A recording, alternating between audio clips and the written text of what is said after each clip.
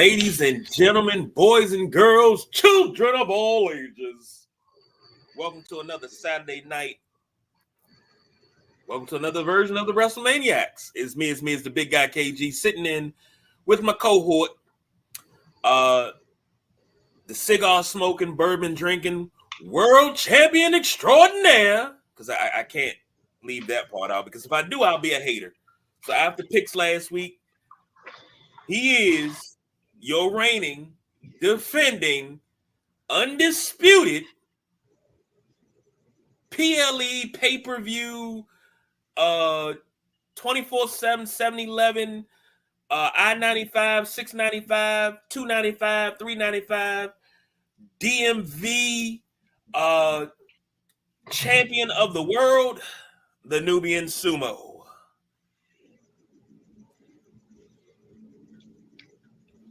And to a nicer guy, it couldn't happen. I ain't got nothing to say, man. Keep telling these boys they ain't ready. You see, we missed one, right? Because he's a hater. Yes, we are. He only wants to disappear now whenever I defend my title. He don't want to be there. He don't want to be there to help celebrate his champion. This is usually a 3-man booth.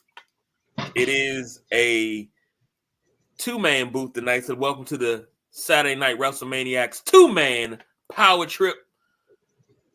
The People's Choice Don Rodriguez is a little under the weather today, so he needs an onion sandwich and some things to get himself back together. But until he needs then, an enema we will hold it and Jesus. That's what he needs, an enema and Jesus. Oh. Now, if this is your first time here, we get a little rowdy. That's why it's called the Saturday Night Wrestlemaniacs-Unhinged. There is no restrictions. We don't have. See, normally on TV, we got to be buttoned up and seduced. Ain't none of that here. It's all lowbrow, baby. We getting it in. You have to be demure. I hate that. We have to be We have to be mindful. Ugh. I absolutely hate that. I want to say spell demure. They can't. But you ain't never heard the word until like a few weeks ago. The lady that started it, I'm glad she getting her bread for it. Now she did it, and it's beautiful. Everybody making stuff off of it, but that's her thing. But it's being ran into the ground. That's hers, man. If you paying her every time you saying it, keep saying it so she can get her money. But other than that, shut up. Like, I'm tired. Oh, my kid, very demure, very mindful. Shut up. Right. You running it into the ground. Main people that are using it, the main women that are using it, there's nothing demure about them. Thing. Even if in the way that they dress in when they say it, there's nothing demure about you the way that you're dressing while you're saying it. So for you to come out of your mouth with that crap, I mean, it's bad enough. You know, I commend you for trying to learn a new word, okay? But at least learn the word and get it right. Over on IG, the Midnight Rider said, "I'll be your Huckleberry." Is let me know if that's an invite, because if you getting in this thing and that's an invite, we can ready to go off the chain. That's all I'm gonna say. Sam checking in. Good to see you, Sam. Demures ran into the ground like that $1 Million Baby song. God, say it again. Say it again. No. It's a song this dude made. It's everybody putting it on their daggone TikTok. And it's just like, young, stop it. Now. Yeah, but hey, I gotta give my man his props though. What's his name? I can't think of his name. The song Fried Rice. Have you heard that song? No, I have not. You got to check this song out, man. I love that. This is out of all the TikTok songs I've heard used, this one is the one I like. I don't know why. It tickles me every time I hear it. See, now I'm gonna have to go. It's like it starts. I want to say his name. I want to say his name to get his name right. I want to give him his credit because that song. What's his name? You see his name? No, I can't find it. I'm gonna have to look it up on TikTok. It's a play on words. It's Is it Lucid? Lucid, yes, Lucid. Yeah, that's it. Lucid. Yeah, man. And they even got the videos with the people dancing to it. I mean, they got dances for it, the whole thing, man. Oh my God. You gotta listen to that song, man. So Lucid Fried Rice by Lucid. LEWCID. 2 words. I'm gonna tell you what since we talking TikToks and stuff like that, I'm gonna tell you what sound on TikTok got me in a chokehold. And it's going all across the country. And I love it because being a DC dude, seeing go-go spread across the country is good for me. That backyard joint. Some of you niggas ain't real. Yeah, that right there. That's got me in a chokehold right now. I didn't use that about 4 or 5 times my dance. I haven't heard that one. I'm still stuck on Backyard's version of Steel Ray. Man. Steel Ray from Raphael Sadiq. Mm-hmm. Yeah, they did. Somebody put that out and was like, which one do you prefer? You prefer Raphael Sadiq or Backyard? And everybody in the comments like, Backyard, man. There's nothing against Raphael Sadiq, but we was introduced to someone by Backyard. Right. I mean, and there was actually a TikTok. There was a girl who's like, which one do you like more, the Raphael Sadiq version or the Backyard version? I'm like, shit, I like the Backyard version better.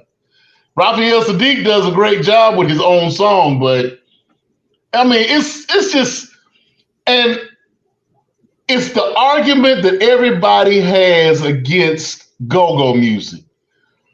Listen to the way they singing. They don't know how to sing, and it sounds like they're using pots and pans, and when they play that music, and it's not professional. It's not clean. It doesn't sound good. It's not supposed to. It's its own sound. It is what it is.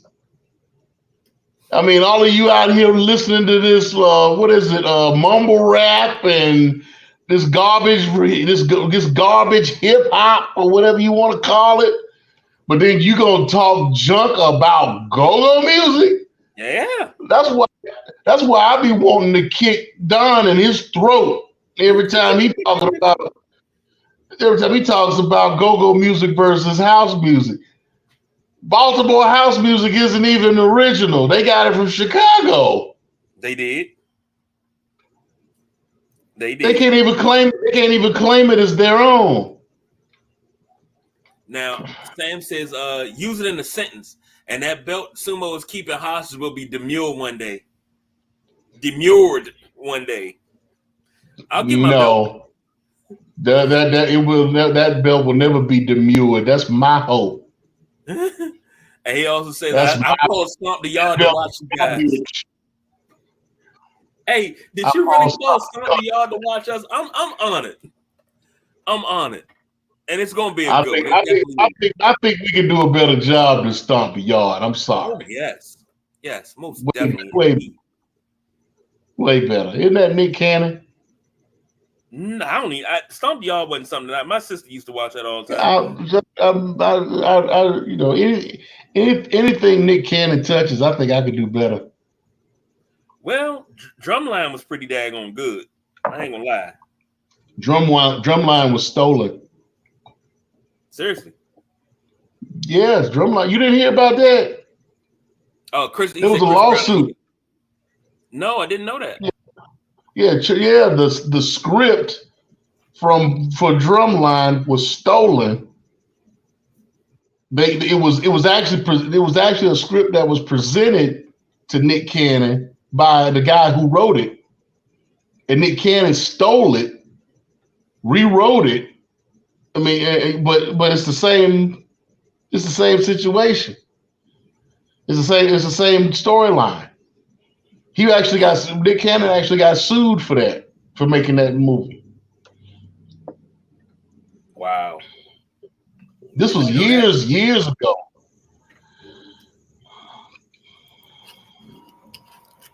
And we are joined, ladies and gentlemen, all the way from Sesame Street,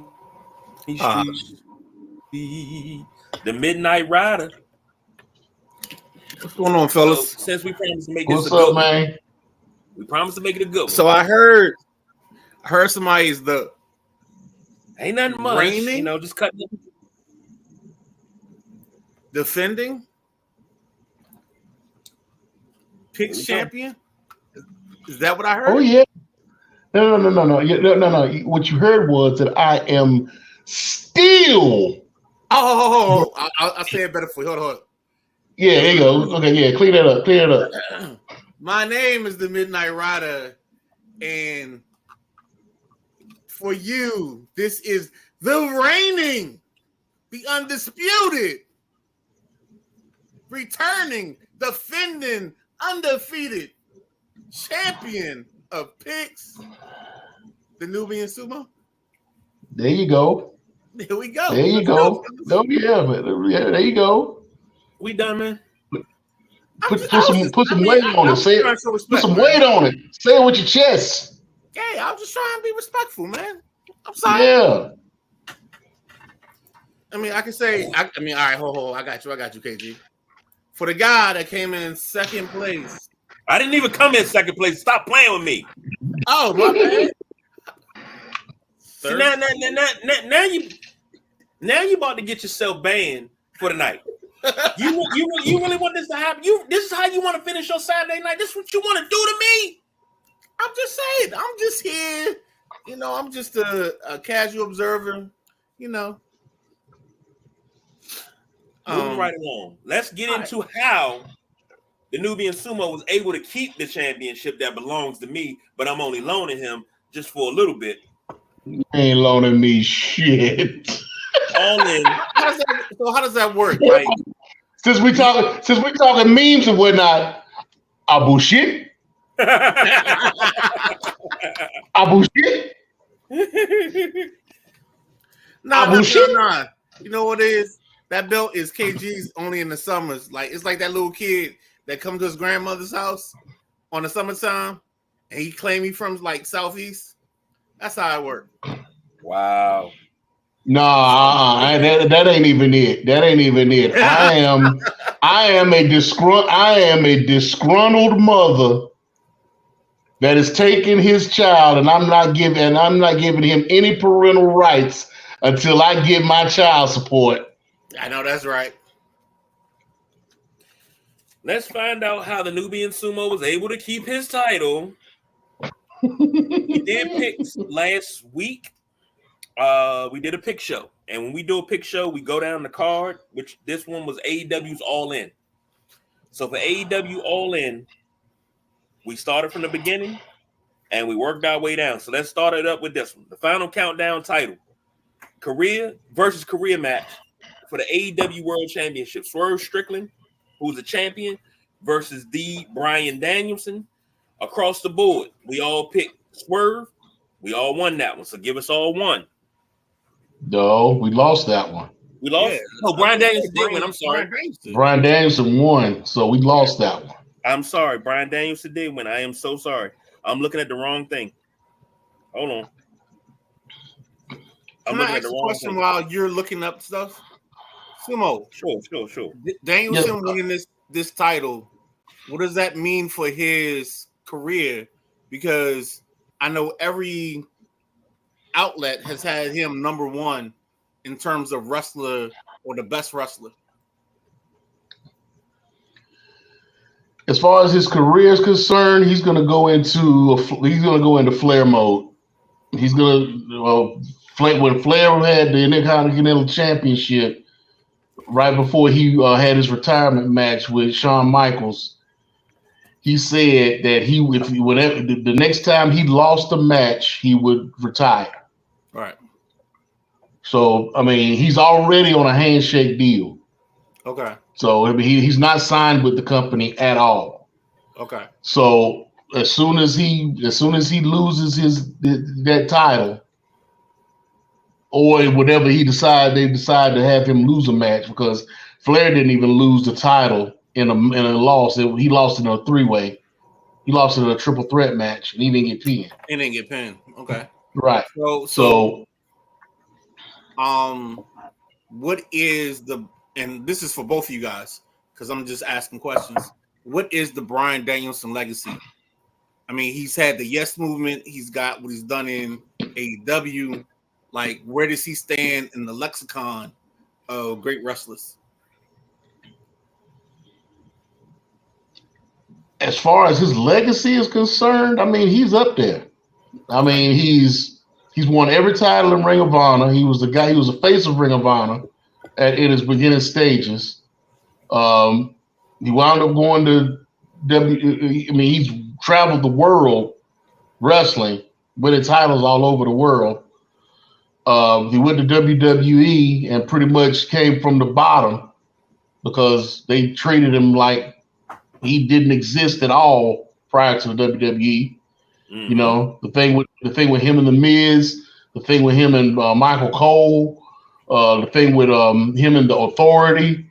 You know, he had to build his way up into becoming Daniel Bryan, and then for him to leave and go back into the independents and build up his career outside of WWE again within AEW. I mean, he has said this himself. The only regret he would have in his career is not being part of the G1 Climax in New Japan. All right, so I mean, he's been in the best of the Super Juniors. He's been in the J Cup, and he's been in a lot of different. He's been in the PWG's Battle of Los Angeles. He's been in a lot of different tournaments that have helped build his legacy. But for him to never be in the G1, that's like the notch missing on his career. All right. So one other question, and then I'll let you guys get back into the Wrestlemaniac-ness of which I do. But I know Cody Rhodes, when he left WWE, he set out like he had this list. Do you think Bryan Danielson had a list similar, and he like notched off the people on his list to get to this point? Oh yeah, definitely. Zack Sabre Jr. was one of them. The Mexican wrestlers that he's been wrestling, Hechicero and Blue Panther, those were some on his list. The only thing he didn't make his list public, okay. But he had a list of people that he wanted to deal with, and he's still working with those people. The only one that I want to see at this point, before he lets it all go, is him and Nigel McGuinness. Nigel McGuinness should be his very last match. They should have a match where it's a double retirement match. They both go out together, and as they should, because when they were both in Ring of Honor and they were both going after the Pure Championships and the Ring of Honor World titles, you know, the classic matches. They pretty much together helped put Ring of Honor on the map. So for them to go out together, which should have happened last year at All In London, but Daniel Bryan wound up getting hurt. And now that you have Nigel McGuinness, who's in ring shape and is back in the ring now as of this past All In, which we'll talk about in a minute, that match can now happen, and it should happen. And I'm waiting for it to happen. Okay. KG, go ahead. I'm sorry. I got another question, but I'm going to wait because I think you guys are going to get to where my question is going to be in a couple of minutes. KG? I don't know. He might have went to go warm up his hot pocket. Okay. So I'll ask you this. Legacy-wise, McGuinness, Zack Sabre Jr., Bryan Danielson, Cody Rhodes, like who kind of fulfilled their legacy the best out of those guys? Well, that's hard to say because everybody's path is different. Right. You know, to say that one fulfilled his legacy, so to speak, better than the other one, it's just the path that they took. Let me ask it differently. Like, who do you think had the better path? Like, who got the better opponents on their route to fulfilling whatever their destiny is? Maybe that's a better way to ask that question. Between Nigel, Bryan Danielson. Yeah, because I think the inevitable is those two facing off. Well, it would have to be Bryan Danielson because he's had the longer career. He's able to do a lot more. I mean, it was hepatitis C that took out Nigel McGuinness out. Okay. And he was on an upward trajectory. I mean, he was in the WWE, but he wound up getting this hepatitis C, and he wound up having to come out of wrestling. Okay. So just him being now, because of the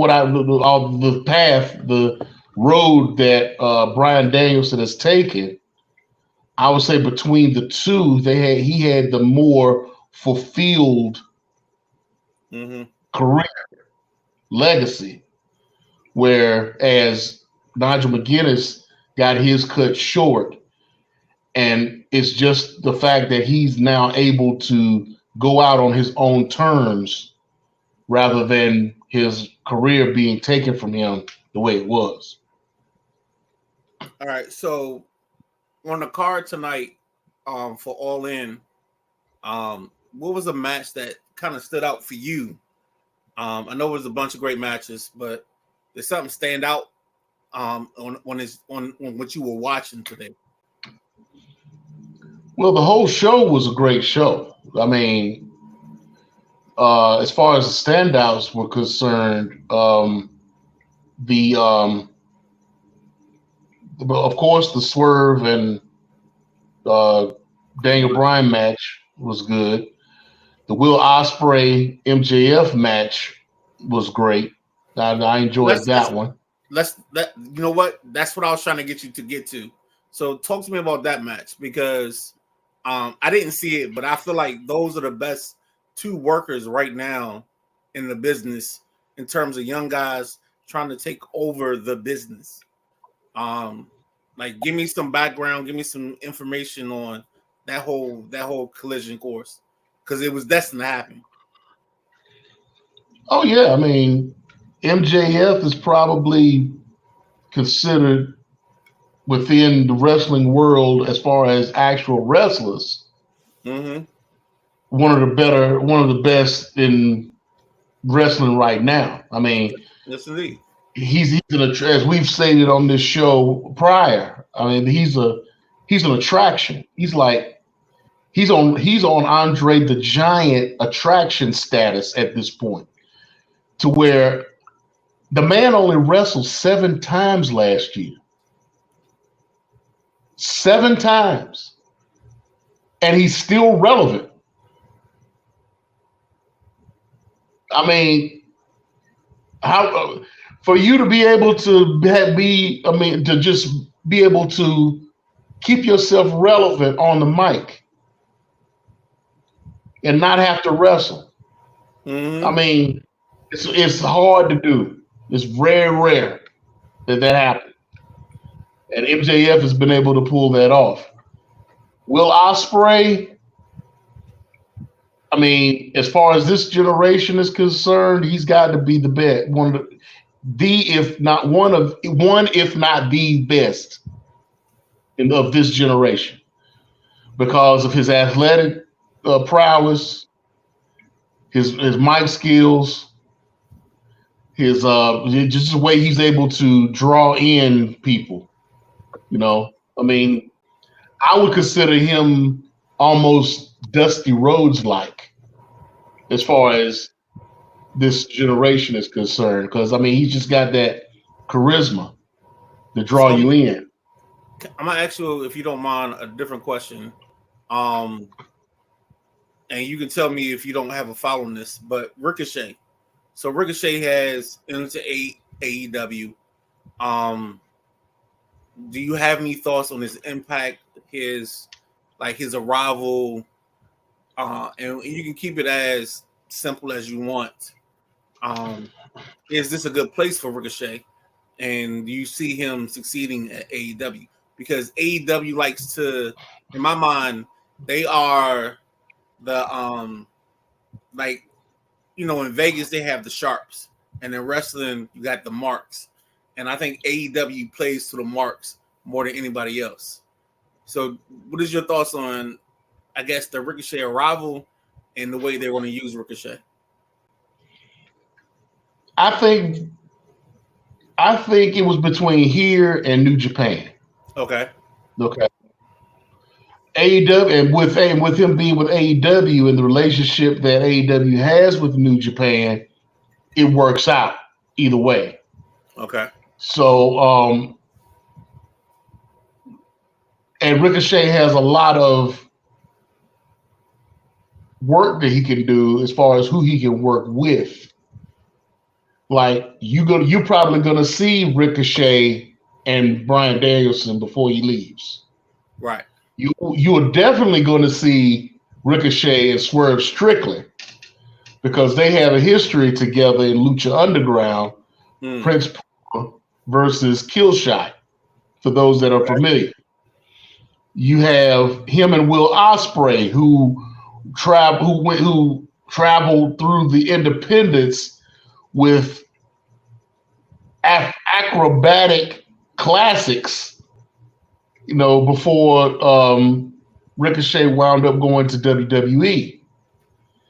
I mean, you got both of them flying around the ring together and whatnot. I mean, the way they do. I mean, you have a lot of young wrestlers who are trying to emulate that style of wrestling based off of the 3-4 matches that they had before Ricochet went to WWE. So, I mean, it's a lot of, and then on top of that, you got all these luchadors. You got the commanders and the holograms and the Beast Mortos that are in there right now that could do good work. Ricochet can pretty much work with anybody. No, so I'm looking forward to him and Orange Cassidy. See, I would look for him in like a Darby Allin type of thing. I think that would be a good situation for them to have because of their athleticism. There are back and forth. There are too many people in AEW that he matches well with. And now does that say more so for AEW or does that say more for Ricochet? Because Ricochet can pretty much work with anybody. I think it says more for Ricochet because he's a talent. I think the only problem is WWE never understood using talent in certain ways. And I think the fact that AEW has this what's the word I want to use? Like they have this dream card mentality that makes it easy for them to put some of these matches together that everybody else wouldn't do on a normal basis. If that makes sense. Right. No, you're right. And you were about to bring up Penta. You know, Penta and Ray Phoenix are about to go to WWE. Okay. So they're about to leave. But that's another matchup. Those two matchups, you know, having him tag with Will Ospreay at some point. Exactly. Or having him and Will Ospreay going after the tag titles, because I mean, you know, it's inevitable at some point that he tags up with somebody and tries to get with the tag titles, or him and Top Flight going after the trios titles. Yeah. You know, him and hell, maybe he becomes like we've discussed in the past. Maybe he becomes part of the Hurt Syndicate. What's up, big guy? Can you gentlemen hear me? Yes. Yeah. Oh. All right, let's run through this because I'm having a little difficulty here and I don't know what it is. So let's run through this real quick. The next match was the coffin match. Jack Perry versus Darby Allin. In the People's Choice Don Rodriguez. So Jack Perry was the pick for the People's Choice Don Rodriguez. And myself and the Nubian Sumo picked Darby Allin. Next up was the TBS Championship, Britt Baker versus Mercedes Moné. We all picked Mercedes, so we all took the dub on that one, going across the board. Next up, the AEW American Championship, Will Ospreay versus MJF. The Nubian Sumo was the only one that won that one, and he picked Will Ospreay, while I and the People's Choice Don Rodriguez picked MJF. The next, we didn't pick the Casino Gauntlet match. We didn't pick that one. The three-way dance for the AEW World Championship. Did we pick? We did not pick that one either. Did we? Yes, we did. Yeah, because we all picked different ones. Yes, we did. And I wound up winning that one too. I think. Yes, you did. You picked the Young Bucks. I picked FTR, and the People's Choice Don Rodriguez picked the Acclaim. The FTW Championship, Hook versus Chris Jericho. We all picked Hooked across the board, so we all took a round on that one. Next up was the AEW Women's World Championship, Timeless, Toni Storm versus Mariah May. Damn, we didn't pick that match. No, we didn't. No, we did. I don't know why we didn't, but we.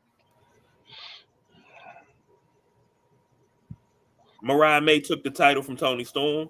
She moved on. We didn't pick the London Ladder match for the Trios World Championship.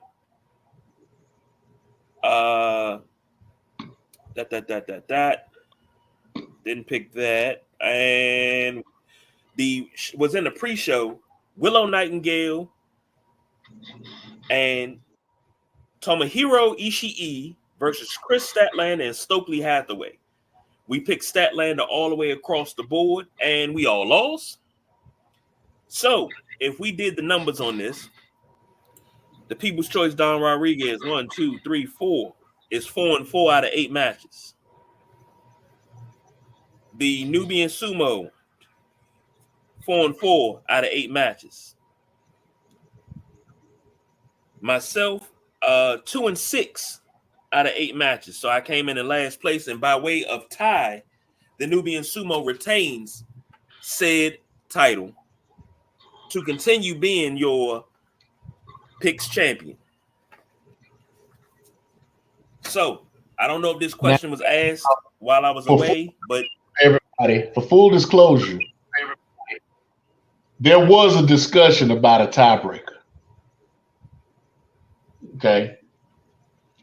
I said no, not because I would retain, but because we have had picks in the past where there have been ties and the champion retained. But all of a sudden, one of us, who I won't mention, was very adamant in the fact that he wanted to have a tiebreaker. KG. No. I I always ask, is it's going to be one? And I never get, because now here's the thing.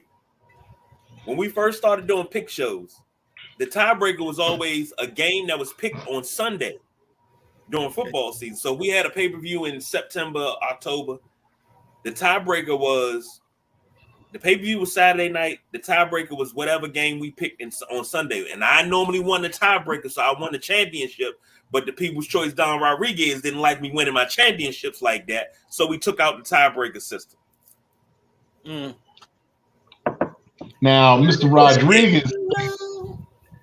Rodriguez thinks that it would lessen the picks competition by not having a tiebreaker.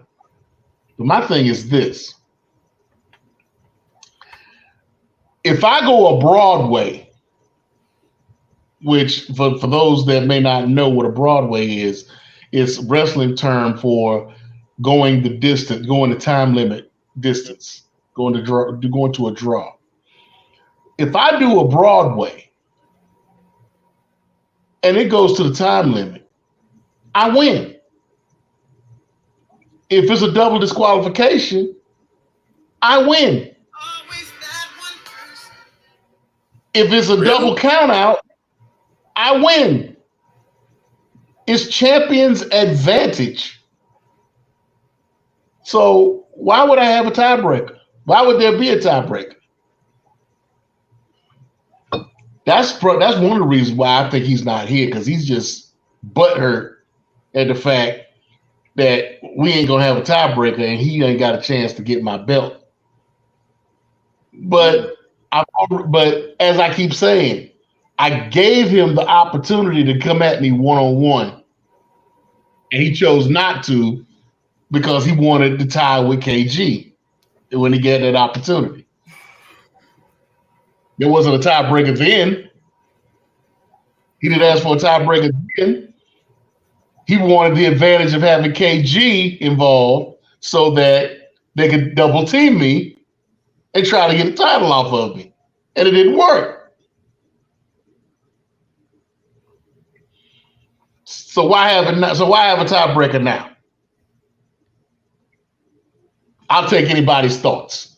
Sam said Broadway, Figueroa Street. Whatever that means. That was an inside joke of his own. I don't have any ways about it because I wasn't in contention, so I don't have any ways about it. And I gotta respect what's been going on. I gotta expect the championship. I'm good. That's all I'm gonna say is I'm good. So for the record, any talk about a tiebreaker is when it comes to my championship is out of the window. Even if I don't have the championship, I wouldn't, even if I would contend, if I didn't have a title and I were contending for it, I wouldn't want a title. I wouldn't want a tiebreaker. I wouldn't want to win it that way.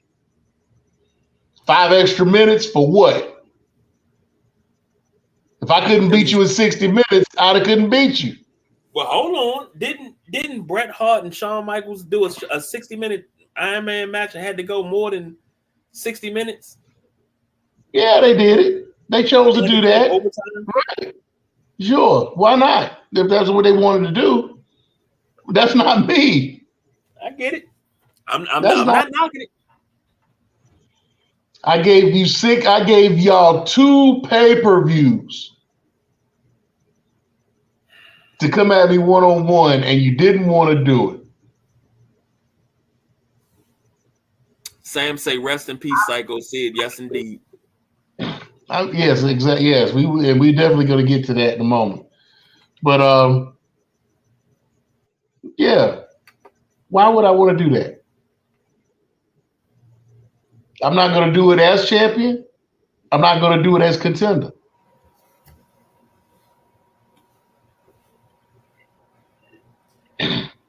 I'm not even gonna go there. I'm gonna leave it alone. Moving on. The pay-per-view that took place today was Bash in Berlin, and that came on super early. So, uh oh.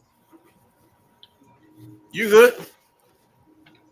Just Sumo got the win, Sam. It's no nothing about that. Sumo got the win. He got it. He got the W. Oh yeah, I got the W. I got the belt, and I'm in a new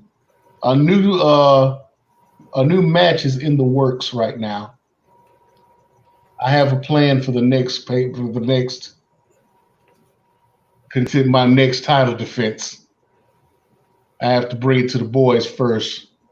I can't discuss it right now. It's okay. But yeah. Run down the card at Bash in Berlin. We got new women's tag team champions. Bianca Belair and Jade Cargill get their belts back, defeating the Unholy Union. Sumo, what's your thoughts on that match? And Midnight Rider, did you watch the premium live event? Nah, I was watching college football. Okay. But I saw all the information on online. You know what? I said that I was gonna watch Notre Dame play today. They're 13-6. Yeah, they're playing that. Hook me up, please. They got ball too.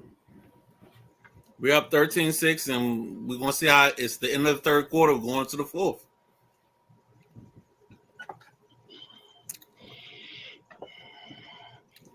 Hey, Mr. Bianca Belair, Jade Cargill, your new women's tag team champions, Nubian Sumo. Take it away. It was a pretty decent match. You know, it was kind of expected for them to win, as far as I'm concerned. You know, the Unholy Union, they held the belts pretty well. They did all right with them, but you know, I don't with us coming into the new television season and all the switches that are about to get set up here with the new with SmackDown moving to USA in September next month, and NXT moving to CW. You know, they want to put the belts in the right hands, so to speak, and I think it would be better for them to have the belts on Bianca and Jade rather than Isla Dawn and Elba Fire. So it was going to happen. It was bound to happen, and I'm kind of glad to see them get the belts back. Can I interject? Of course you can. Sure. I mean, what you gonna do? Raise your hand? I think the Bianca Belair and Cade story is leading to something else. Like, we're leading to them having a feud. Be the worst thing you can do. No, I think it's the best thing you could do. Then you won't get this. You don't get Black Girl match. Hear me out. So I think the fact that they are so connected, intertwined and everything, I think we get to a point where one of the two starts resenting the attention the other one gets. This is wrestling 101. This is the best way you break up a tag team. You create tension between the two. You know, you put them against somebody else, and they like accidentally hit the other person by accident, even though it wasn't meant to be. And then the tag team breaks up because then there's the whole jealousy argument that we can play. And then maybe it's not WrestleMania, but like maybe it's SummerSlam next year where we're paying this off. Like this isn't like a 3 month, 6 month. This is a 6 to 12 month kind of plan. So they're tag team champions for now, but once we get Kade Cargill into a better space where she's a better wrestler, then we can wean her off of the tag team because her mic skills are decent enough, but her in-ring work isn't good enough. And we get her to a point where we're like, both of those things match up. And now we can she's down good enough, and now we can put her on her own. Because that's really all we're doing with Kade Cargill right now. Is we're putting her in a place where we can make her survive until she can get to a point where she can walk on her own. And if I'm lying, y'all just tell me. If I'm wrong, tell me I'm wrong. You're not wrong. I don't like it. It is eventually going to happen. And it's going to happen pretty much the way that you said it will. Like you said, they're just trying to get Jade to the point where she can manipulate the WWE style of wrestling exactly on her own, because she wasn't really trained well in AEW. No, they gave her the Goldberg push, and gave her just enough to get by, and now she's actually learning how to become a professional wrestler within WWE under that style. Yes, so, sir. Yeah, it's eventually going to happen. I don't see it happening anytime soon because Jade is still trying to learn. She's under the learning tree, so to speak, still. So we're gonna continue to get Jade and Bianca together. We're gonna continue to have Black Girl Magic for a while. Yeah. But eventually, like you said, it's gonna get to the point where one of them is gonna turn on the other. Yeah. And I'm hoping and I'm praying that Bianca is the one that turns heel. You know what? And I'm on the other side of that spectrum. I think I want Jade to be the turn because she's the one that feels neglected. She feels like, Bianca's always been in the spotlight and she's held her back because she was the next up and coming thing. And Bianca didn't give her enough light to shine. I'm looking at it the other way around. I'm looking at it as you've been riding my coattails this whole time. Ooh, I like that too. And now I've gotten you to this point where you've become a champion. You're getting all this money, you're getting all this attention, and now you think you better than me? But all right, let's ask this question. Who makes the better heel? Bianca or Jade? Bianca. I think Jade lives better in a heel world. She does, but it's expected. And I think she's pretty much been a heel up until her WWE run. She was a heel the whole time she was in AEW. But the other reason I think is better because, and I don't like this guy, but her husband is Brandon Phillips, and he can talk her or help her talk her way into a good heel situation. Just like he did with her in AEW. And Brandon Phillips is a shortstop that played for the Cleveland Indians that ended up with the Cincinnati Reds. And yeah. Yeah, but see, we haven't seen Bianca being a heel since NXT. and I just it's want to been hear tell somebody you don't even go here. Right? Yeah. I just want to hear tell somebody you don't even go here. Okay. We'll see. So, we'll see how this plays out. Yeah, it's gonna, like you said, it's going to happen. It's not a matter of if, it's just a matter of when. I love them embracing that. Like we're going to massage this enough till we get to the right point. Because it's already in the works. Right. You can even see it. Like this. You notice now in their entrance. Yep. They're coming out separately now. They're not. Jade is coming out. No. Think about it. When they came out, Jade would come out first. She'd wait for Bianca, and then they'd go down the aisle together. Now, Jade is coming out and going all the way to the ring before Bianca even starts her music. I gotta watch that. I didn't see that. Yeah, you got it's slight. It's slight, but it's there. They started doing this a while ago. So I mean, and you see little nuances, of them, going at each other a little bit. It's not really noticeable unless you look for it. But there are little nuances of them kind of getting at each other. But they don't want to overplay it. They want to kind of do a slow burn until they actually pull the trigger. But it's there. The signs are there. The signs are there. Okay. As long as you see it and I see it, and like, yeah, I'm not crazy. Well, I know one thing for sure, two things for certain.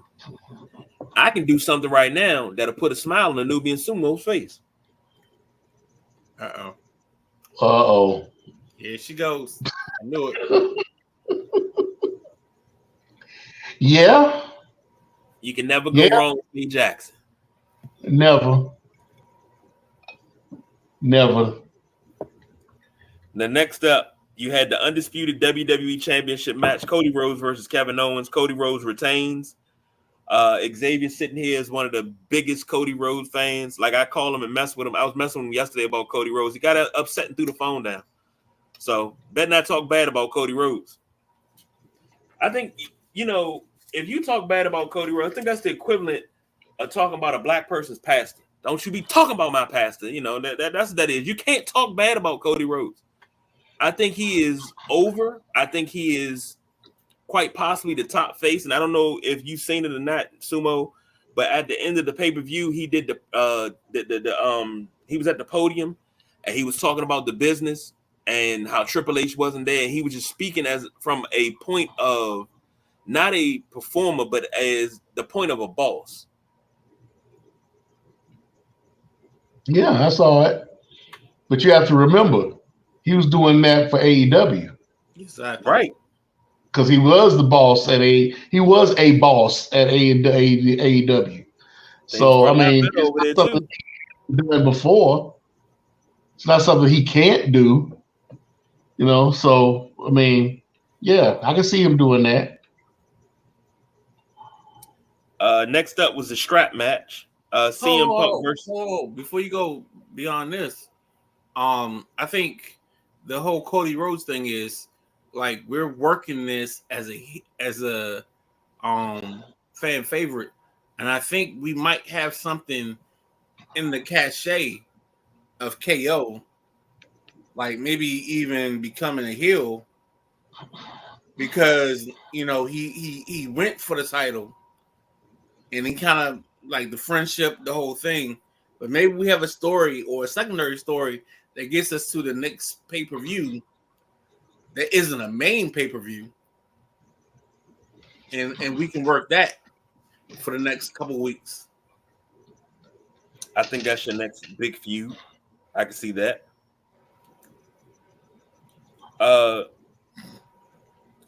Strap match, CM Punk versus Drew McIntyre. CM Punk wins.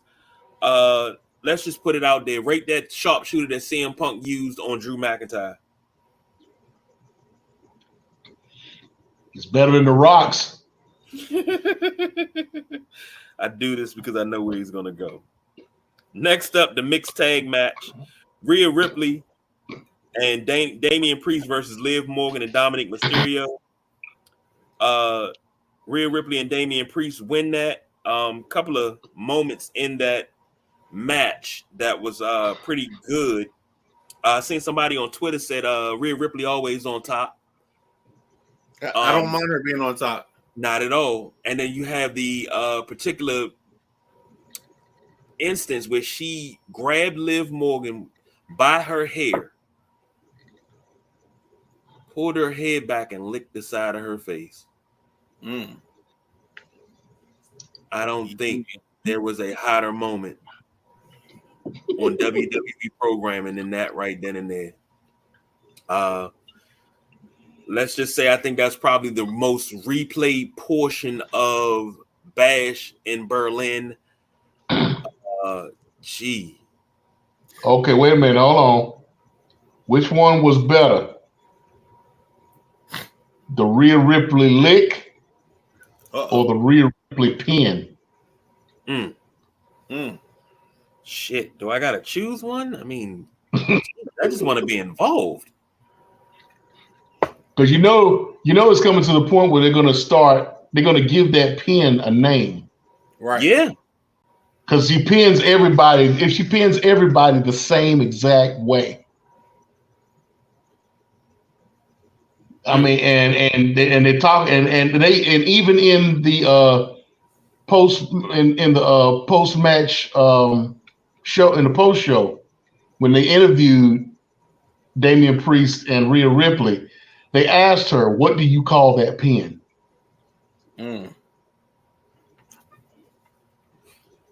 I forget what she said. I forget what she called it, but I'm sure they're gonna put a name on that pin at some point. Never mind. It's a family show. That's all I'm gonna say. It's a family show. Hey guys, I gotta jump out. I know it's a family show, so I catch you guys. KG, I catch you tomorrow. Yes, sir. Nubia Sumo, I'll catch you next week. Love you guys. Thanks for having me. All right, brother. All right, man. Sam says Rhea low-key a bushwhacker. She might be. Next up was your main event, World Heavyweight Championship, Randy Orton versus Gunther. And Gunther defeated Orton to retain his title. The pop was great. And it was over the top. I mean, it was a good match altogether. I think the crowd loved it. And the crowd being there and being as amped as they were, if we would have did picks, I wouldn't have had Gunther losing this. He's German. You're in Berlin. Come on. He's not losing this. This is like Mansoor winning at Crown Jewel. So, your thoughts on this? Oh yeah, I mean, he was almost the babyface in this match. I mean, he kept the heel persona, but he was almost the babyface in this match, just because he was from Austria, which is not quite Germany, but still, he's adopted Berlin as his home, especially when he was in the independents. So I mean, yeah. They love him. They love him in Germany. That's like Damian Priest being in Puerto Rico, or something like that. So yeah, he was gonna get the Duke over on that. There was no way Randy Orton was gonna beat him in this match. I mean, they were gonna have a good match, but it wasn't gonna. It would have probably been a riot if Gunther had lost that belt today. So I agree. Yeah, that was expected. Now going back to I want to go back to the Kevin Owens Cody Rhodes match for a second. Is it just me, or did that match kind of remind you of the Will Ospreay MJF match? I can see where you're going with that a little bit, but go ahead and elaborate for the folks at home. You got a reluctant Kevin Owens who didn't want this match in the first place because he didn't think he earned it, right? So he goes into this match and he wants to prove that he's not the same guy as he has been, with the Grayson Waller video and everything. He doesn't want he's trying to convince Cody that he's not that guy with him. Their relationship is different. That he doesn't look at him in the same way that he looks at Sami Zayn. He doesn't look at him the same way as he looked at other guys that he's wrestled. So, he goes into this match. He's reluctant up front. He doesn't want to do. You never saw the pop-up powerbomb. He wouldn't pull the trigger on the apron powerbomb. You didn't see him do the what is it? The flip into the corner. What do they call it? I can't remember the name of it right off the top of my head, but I know what you're talking about. Right now, but he didn't do that. A lot of the stuff that a lot of his move set that he usually uses, he didn't use. Just like Will Ospreay was reluctant in using the Tiger Driver 91 on MJF until the very end. And so now you have Cody Rhodes winning. Cody Rhodes ain't got no problem using the crossroads. He ain't got no problem using the disaster kick, his usual moveset. He winds up beating Kevin Owens. And now you got Kevin Owens distraught, like, I couldn't do everything I wanted to do in this match. I couldn't do it to him. What am I doing here? Why am I here? Is this a one-off? Or is this something that's going to lead to something else? Y'all are saying that it could be a series. I'm thinking that this is just a seat filler. That Cody Rhodes is gonna go. Cody Rhodes is like, look, you've done me a lot of favors. I'm returning the favor for you by giving you a title shot that you haven't had in 8 years. You feel like you're not deserving, but I think you are, just because you've done all these things for me.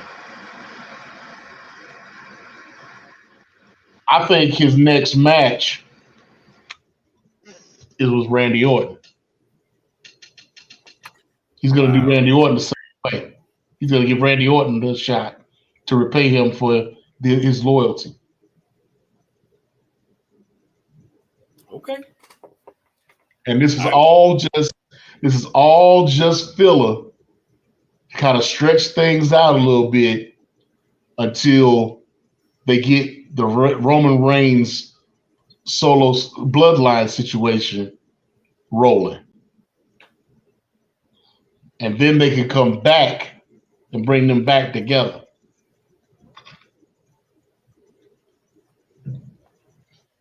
All right, we running close to the end, so we got to get this done before we go. So, ladies and gentlemen, without further ado, your champion has something to say. That's just Nubian.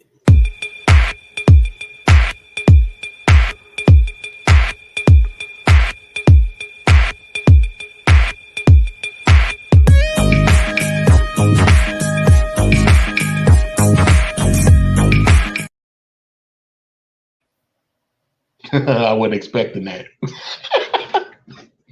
Well, I had to put you over, so I had to do it. Yeah, I know. I just, I wasn't looking for that, but thank you anyway. Okay, well, it has been a while since I've done one, And there's a lot of things that have happened that I haven't brought up on the show. So we want to give flowers to Zack Sabre Jr. for being the second Gaijin or foreigner to win the G1 Climax tournament, which makes him now the number one contender for the IWGP World Heavyweight Championship. Now, he is going a different route than tradition. Back about 10, 12 years ago, when Kazuchika Okada won his first G1, he was the one who started the tradition of waiting until the Wrestle Kingdom and cashing in his G1 win to be the main event at Wrestle Kingdom for the world title, for the then IWGP Heavyweight Championship. So now he's going against the grain, and he has a plan that he wants to pull off.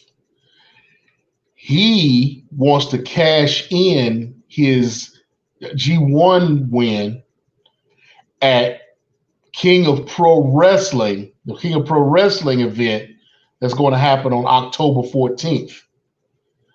So he's going to cash in, and he's going against Tetsuya Naito for the IWGP World Heavyweight Championship.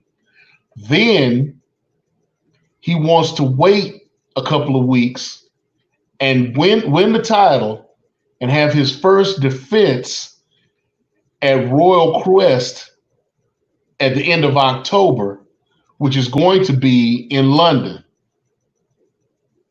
So, and then retain his title and then go on to Wrestle Kingdom to defend his title at Wrestle Kingdom. The reason he wants to do this is because he enjoys wrestling in Ryogoku Sumo Hall. And because he has such a rapport with that city and that venue, that he wants to have his first shot at the title in Ryogoku. So he's going to have his title shot at Ryogoku on the 14th of October.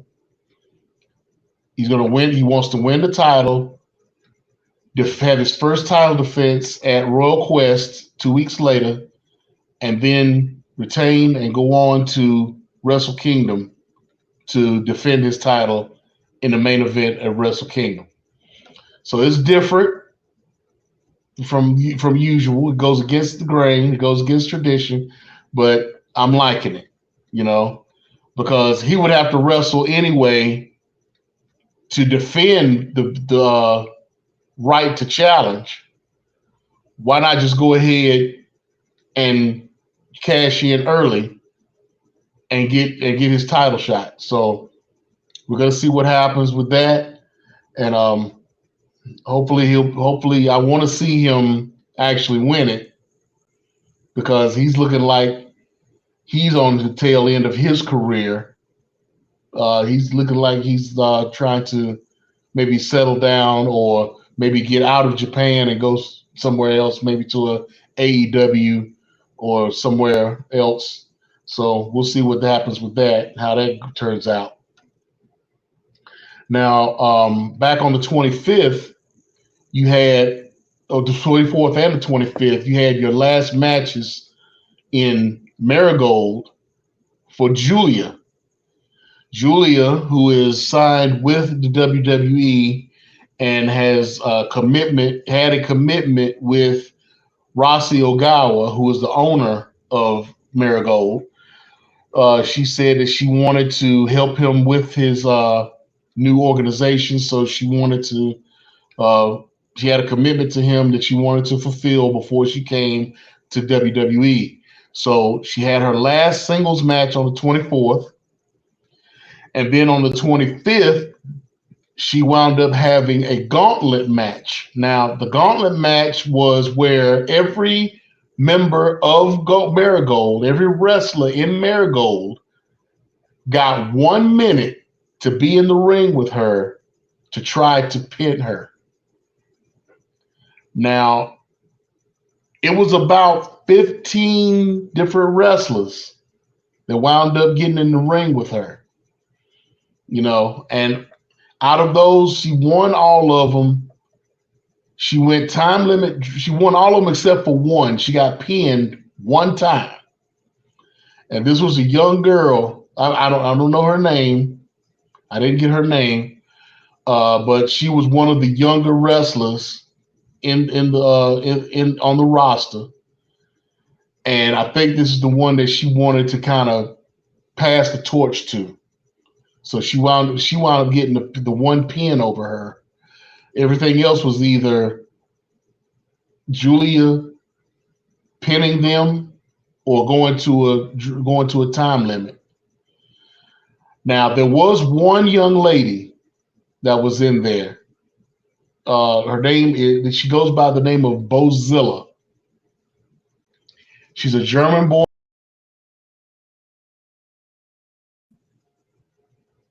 About 205 pounds. Big girl, tall girl. She stood over everybody in Marigold. And she's muscular. I mean, imagine Camille, a cross between Camille and like Awesome Kong. She's just muscular. She's just big.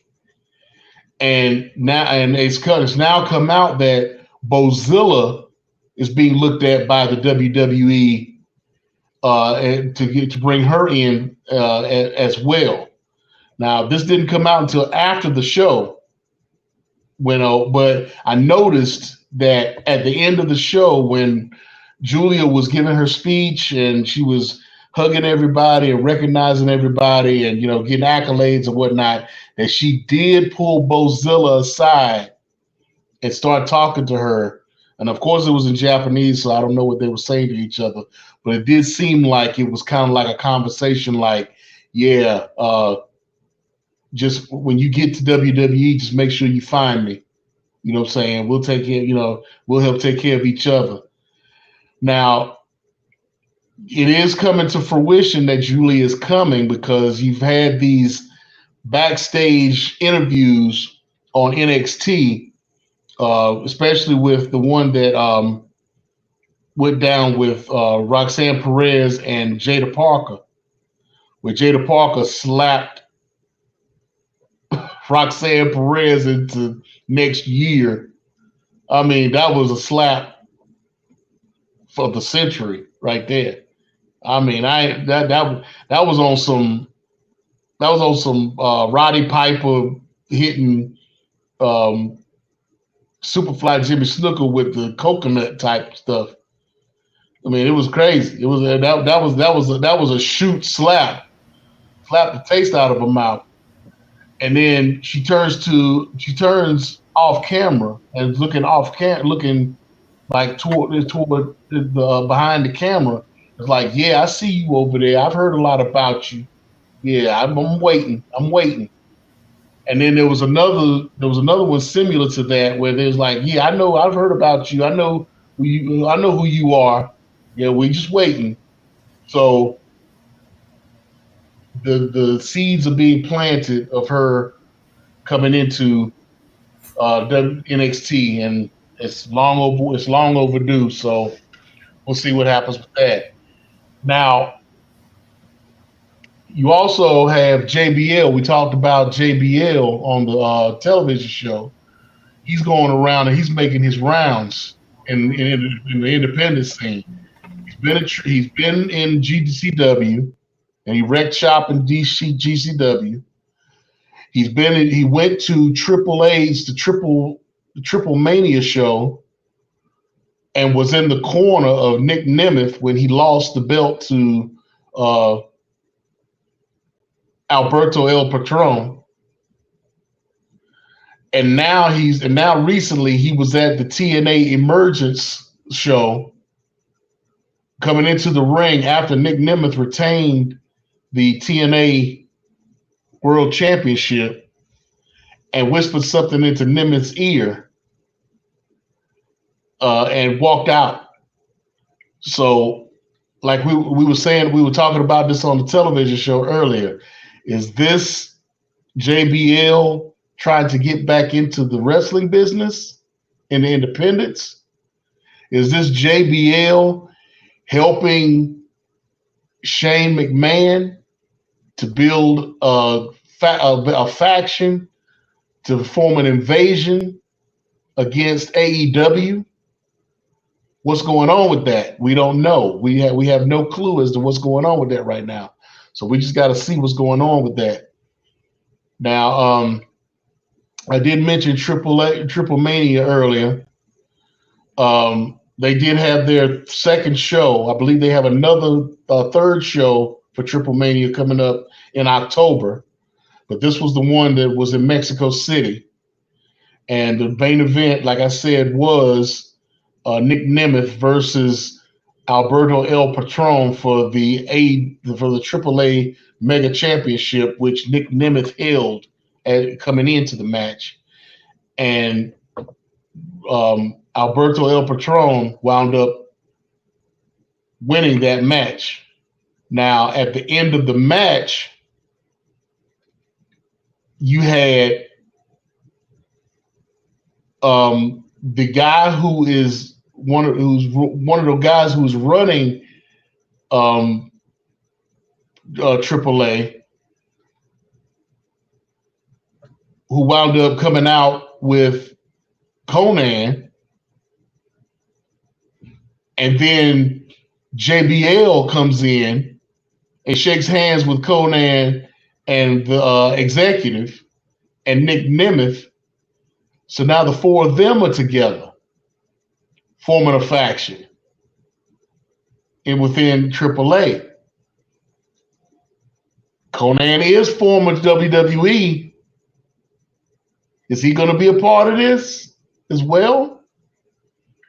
And it has come out now that JBL has put money into AAA to the point where he is like a partner, a financial partner with AAA now. So you're probably going to see a lot more of JBL in AAA, being that he's now invested in the company. So we're going to see how that goes. Now, you also recently had the 12th anniversary of Rev Pro, Revolution Pro Wrestling, which is the organization where that Will Ospreay came from, mainly. They had a show recently for their 12th anniversary, and a lot of things went down on that, where Michael Oku, who was the Rev Pro undisputed British heavyweight champion coming in, wound up losing his title to a gentleman by the name of Luke Jacobs, who is a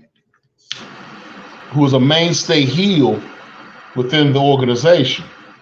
Now, this match is significant because Michael Oku is being looked at to leave Rev Pro Wrestling and maybe go to AEW, even though WWE is looking at him also. Now, Oku was on the pre-show for All In. No, excuse me. He was on the pre-show for the Dynamite that they did before All In. He wasn't on the All In card, but it's looking like Oku could be coming in, and Oku is a protege of Will Ospreay. So we can see when it comes to the Ricochet conversation that we had on the television show, that could be a potential matchup for Ricochet as well. So and Michael Oku and Will Ospreay have had some classics. Before Will Ospreay wound up signing with AEW, he had a classic match with Michael Oku where Oku defended the British Heavyweight Championship against Will Ospreay and wound up winning. So when Oku is nice. He's real nice. I mean, he's like young Swerve, independent Swerve when it comes to talent. So Michael Oku is a good looking young man when it comes to wrestling, when it comes to wrestling skills. So we're gonna see what happens with him. Now, also another interesting point during this show was for the British Undisputed Women's Championship. Danny Luna, who was the champion, wound up losing her match to Mina Shirakawa. This is the same Mina Shirakawa that is friends with Myra May in AEW and befriended Tony Storm, where you thought the three of them were going to be together at one point, but it wound up, not happening with the betrayal of Myra May. But Mina Shirakawa was the one who took that match that was supposed to be Stephanie Vacour before she signed with WWE. They were going to put the belt on Stephanie Vacour. But now you have Mina Shirakawa taking that title now. So it's already been recognized by the AEW. And I believe Mina has already signed a contract with AEW, putting her in AEW as opposed to wrestling with Stardom, where she came from.